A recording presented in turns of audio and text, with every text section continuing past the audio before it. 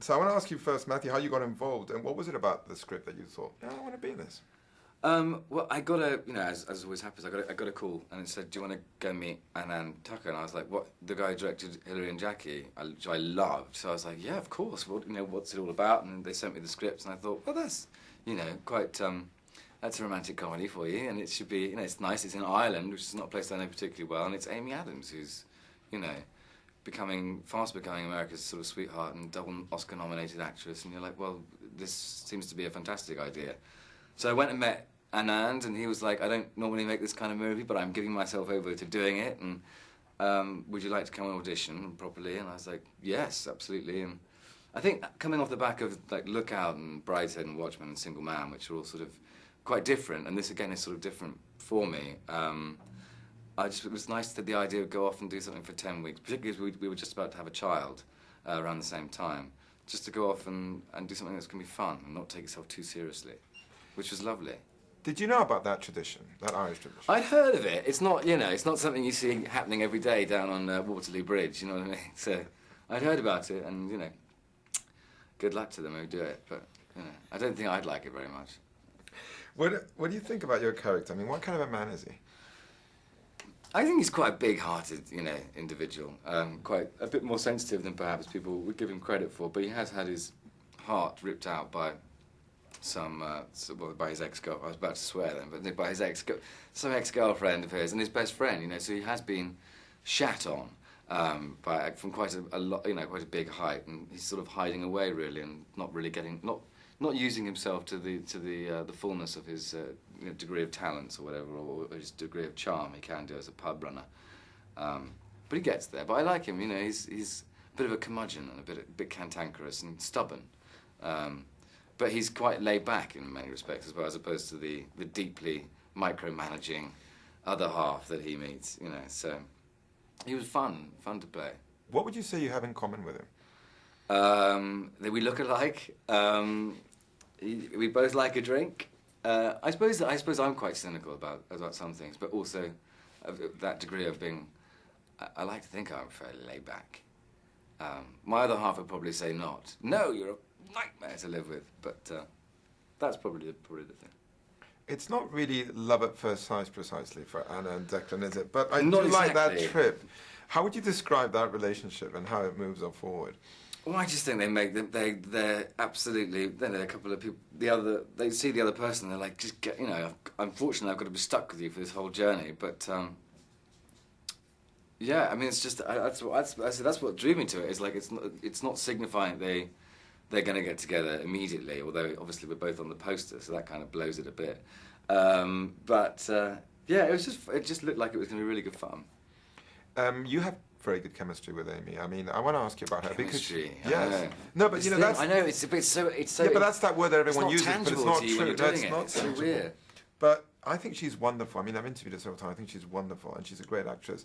But I'll ask you about her. Yeah. I mean, I love her. I think she's amazing. She's like a real smart cookie. She's very talented, very beautiful. Can, you know, transcend any project, and particularly if it doesn't matter if it's drama or comedy. I'd never seen her do sort of this extraordinary physical comedy that she comes out with now and again in this, and you know, hard-working trooper, doesn't complain. It's like, well, she ticks all the boxes really, and you know, so that's just a sort of joy to work with someone who's also a perfectionist, wants to get it right, wants to work, wants to do the extra takes. You know, I don't think it gets much better than that.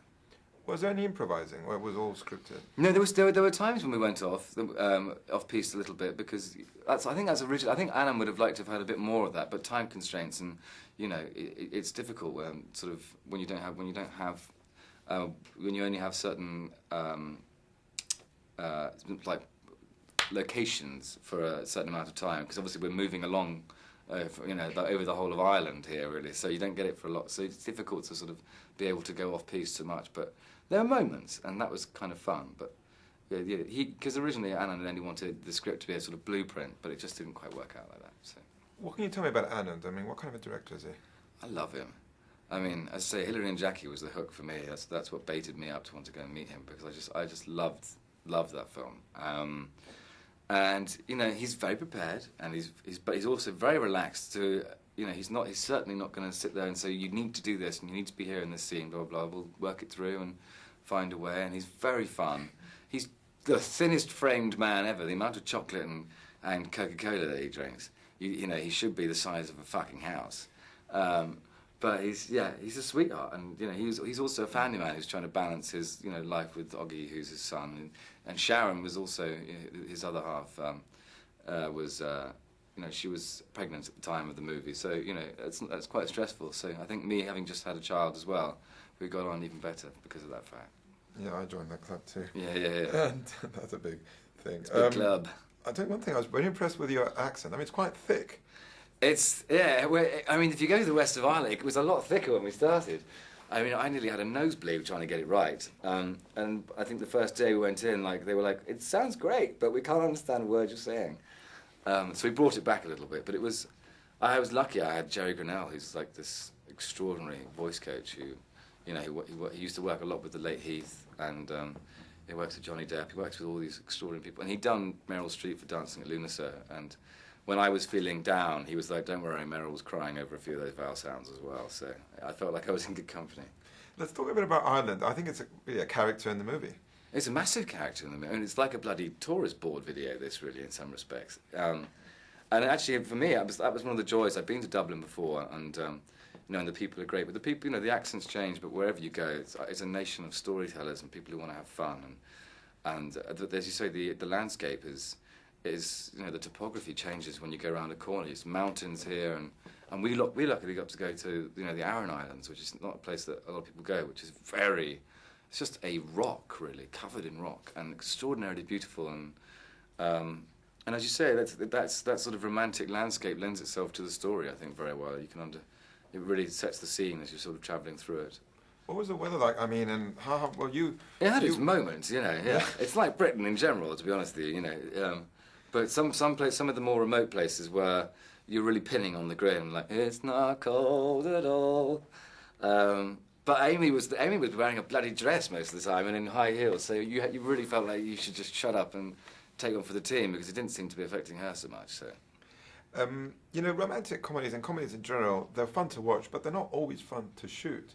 I was wondering what kind of... True. What was the energy comedies like? in general, I think, you know, it's like, is it funny? You know, there's a bit more sort of pressure on it. It seems to be the reverse, like, you know, sets where people are getting their heads chopped off and there's some really dastardly stuff going on. People are like, this is great. You know, I don't know why that is, but there's certain pressures, but I think, you know, people love them. You know, it's cathartic for them. They want to go and have a bit of a laugh and, you know, let go, just escape real life. It's like going to church, really, for a lot of people. But in this case, was there good, you know, energy on set? Did you have a good time? I heard you went fishing or played golf. Yeah, no, we did. Well, I mean, that was the other great thing about the west of Ireland for me, because obviously when you're there, the roads are so bad, I couldn't really, unless I'd hired my own plane, which, let's face it, never going to happen, I couldn't get home to see the baby and the missus, so it was like, well, what's the next best thing? Go fishing and play golf and have a few drinks. And the courses, and we went and played Connemara Golf Course, which I would recommend to anyone, because it was just... It's beautiful, and we didn't get to do Ballybunion, which is Tom Watson's favourite course, but just great links golf and, you know, great fishing. And the people just stick me in a pub anywhere with a couple of spoons and a banjo and a few old boys with a violin. Doesn't get any better than that. Matthew, every time I talk to you, it's about a completely different film. It's like, do you do that on purpose? Do you like to challenge yourself and just go to completely different characters? Well, I mean, I think that's what I like doing. I don't think it's not as conscious as everyone makes out. I mean, it's conscious in the sense of like, God, I'd love to do that. I'd love to be given the opportunity, but it's just how it's happened. I've been very, very lucky, which is not me sort of sitting here and just giving you an offhand like, oh, whatever, kind of comment. It's what I like to do, but I don't know how long you can continue. And when I'm sitting here, you know, blacked up to play Othello, then I think that would be a bridge too far. Isn't it amazing? There's an opera in London. It's the first time that they've had a black man playing Othello. I'm absolutely stunned by that. I think it's about fucking time. Anyway, that's not going to make it into the interview, but it's just interesting. First time I've had a black tenor playing Othello. I was amazed when I found out about that. Anyway, but yeah, you want to keep it a bit different, but I don't get that choice. You know, I'm not someone who opens a film, which is a big, you know, it's all about that these days. And so what's nice is I've had a good run of directors taking a chance on me, and I think that's all you can ask for, really. Yeah, I think you've chosen very well, matey. It's a pleasure talking to you. Yeah, me too.